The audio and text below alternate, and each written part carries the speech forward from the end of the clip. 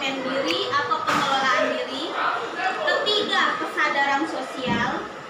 Keempat, keterampilan berelasi. Yang kelima, pengambilan keputusan yang bertanggung jawab. Bapak Ibu, kita semua ini guru. Guru tuh menjadi teladan, walaupun bukan wali kelas juga dia adalah teladan. Jadi sebelum kita mengajar kepada murid kita juga itu memberikan teladan. Tugas guru itu ada berapa? 2, mengajar dan mendidik. Kalau kita jadi guru, ya itu sudah tugas kita.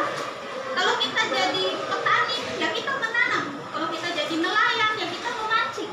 Tapi kalau memang kita guru, tidak bisa lepas tugas kita kedua, mengajar dan mendidik. Mengajar itu memberikan materi. Mendidik itu mendidik karakter peserta didik. Tapi anak-anak tuh gak mau mendengar. Ya, tapi ada saatnya. Ada satu kata mungkin dari Bapak Ibu yang mungkin mereka bisa ingat sampai mereka tua. Kalau orang ingat pun tidak berubah saja mu. Tapi nanti adalah Bapak Ibu, dari 30 anak itu 25 bisa kita menangkan. Nah, kesadaran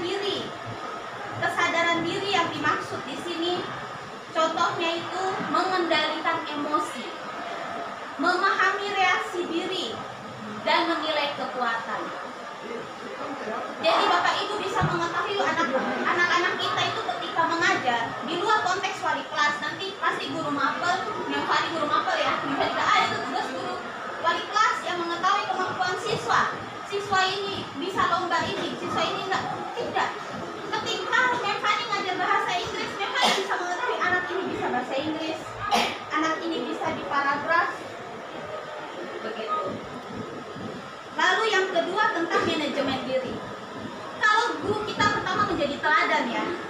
Kalau kita bisa mengelola diri kita, tahu tugas kita hari ini, kita datang tepat waktu, absen siswa, beraturan, siswa juga akhirnya akan jadi segan. Terus kita ketika menerapkan disiplin-disiplin kecil, contohnya memberikan tugas, terus nanti kalau tugasnya siswanya terlambat mengumpulkan, lalu Bapak Ibu guru bilang kasih penalti, kasih ini. Sebenarnya itu bukan kita kejam, kita kasih tahu mereka, kita mengajarkan kalian supaya bisa memanajemen diri, mengelola diri. Itu yang penting. Yang ketiga tentang kesadaran sosial. Mungkin hal ini tentang bagaimana menunjukkan kepedulian, menghargai perbedaan.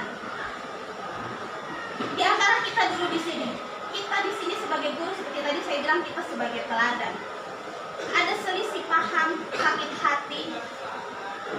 Ya kita sama-sama jujur terbuka. Niko saya tidak suka begini. Pak Niko langsung jujur begitu misalkan. Pak Niko juga terima. Pak Niko juga bisa kadang-kadang Bu Ana saya nggak suka, Bu Ana saya begini. Ya. Nah, bagaimana ke siswa? Sebenarnya Bapak Ibu semuanya itu sudah pada menjalaninya. Contohnya gini, Bapak Ibu pernah melakukan diskusi kelompok di kelas? Pasti pernah ya, terutama bikin kelompok-kelompok. Ketika diskusi kelompok, pasti ada diskusi anak-anak itu. Beritahu mereka, kesepakatan kelas namanya, kesepakatan berdiskusi. Apa saja kesepakatan diskusi? Pertama, ketika teman berbicara, yang lain mendengarkan. Itu salah satu contoh kecil menghargai sesama, mengajarkan tentang kompetensi sosial, emosional, keterampilan berelasi antar diskusi kelompok. Jadi dalam pembelajaran juga diterapkan 5KS ini. Tapi saya yakin di sini ibu-ibu, bapak guru semua sudah menjalaninya. Keterampilan sosial dan berketerampilan relasi itu hampir mirip-mirip. Nah, itu biasanya dilakukan di dalam kelas. Contoh saya baru pertama kali ngajar salah satu kelas di sekolah ini. Selama dia 3 tahun saya mengajar. Saya kaget, ternyata di dalam kelas itu banyak mengeluarkan kalimat yang tidak baik. Cepat sekali mengeluarkan kalimat binatang. Saya bilang, kenapa seperti ini kejadiannya ya? Kita setiap pagi pokoknya merenungkan segala sesuatu yang dikatakan Tuhan, tapi ternyata anak kita setiap hari mengeluarkan kalimat itu begitu cepat. Itu keterampilan berelasi, berarti di dalam kelas itu terlalu cepat. Terlalu cepat apa? Cepat memukul teman, cepat mulutnya berkata-kata,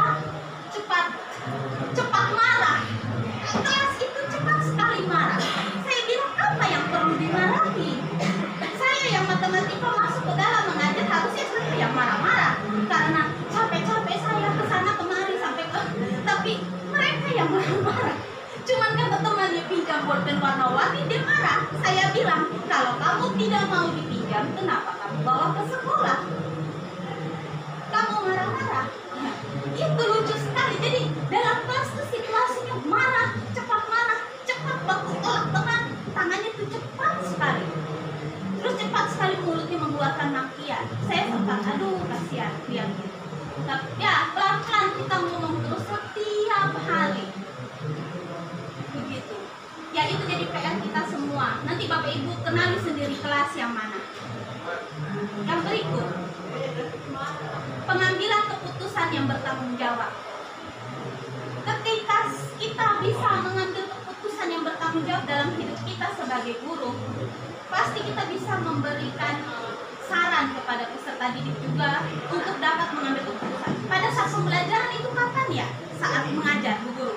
Oh, saat anak-anak mempresentasikan hasil. Saat mereka maju ke depan semua dengan percaya diri, dengan mempresentasikan hasil. Hari ini kami akan mempresentasikan hasil diskusi kami tentang biologi, tentang ini begini. Ketika mereka mengucapkan itu, berarti mereka bertanggung jawab atas perkataan mereka yang mereka ucapkan. Atau ketika kalau wali kelas itu banyak sekali masalah KSE ini. Ketika dia jadi ketua kelas, dia harus bertanggung jawab. Ketika dia jadi sekretaris, dia harus bertanggung jawab. Nah, hal ini 5 kompetensi sosial emosional ini tidak mungkin peserta didik kita dapat terbentuk karakternya seperti ini jika kita guru tidak berusaha membuat mereka memiliki karakter seperti ini. Hal-hal kecil tadi saya kasih contoh saja di RPP bisa dilihat. Ketika mereka diskusi, Bapak Ibu bantu bimbing mereka supaya berkata-kata yang baik dalam diskusi. Ketika mereka mempresentasikan di depan, harap orang yang mendengarkan itu dengarkan, jangan sambil bicara sendiri. Itu marah, itu terjadi di anak wali saya sendiri. Saya marah itu anak-anak saya ketika temannya maju ke depan, mereka bicara. Itu harus dimarah, tidak boleh tidak. Sebab itu artinya mereka tidak menghargai orang lain. Ya, itu contoh-contoh kecil dari 5 kompetensi sosial emosional. Jika ada yang Bapak Ibu mau tanyakan bagaimana penerapannya atau pengintegrasiannya dalam RPP, silahkan, saya dengan senang hati bisa memberitahu. Mungkin terkesan saya lebih banyak sendiri atau lebih banyak cepat lari sana sini gitu, tapi saya dengan terbuka untuk kalau ada yang mau bertanya tentang 5 kompetensi sosial emosional yang terintegrasi di RPP seperti itu. Sebenarnya ini bisa dimasukkan dalam indikator penilaian. Kalau di indikator penilaian berarti kan penilaian sikap dan penilaian keterampilan. Untuk apa penilaian sikap? Percuma. Matematika dikasih C, pada ujung-ujungnya dirapot dikasih masuk dinilai semuanya jadi tetap saja B. Tapi kan ketika kesehariannya, ketika kita memberitahu anak didik, semoga saja bisa berubah. Kalau tidak berubah, pas Tuhan yang mengatur mereka. Pada akhirnya dibilang dalam hati Bapak Ibu, mungkin ujung-ujungnya Tuhan yang mengatur. Tapi ya, kita setidaknya sudah berbuat baik ke Bapak Ibu, toh kita menabur yang baik. Kita percaya hukum tabur tuai. Apa yang kita tabur itu yang dituai.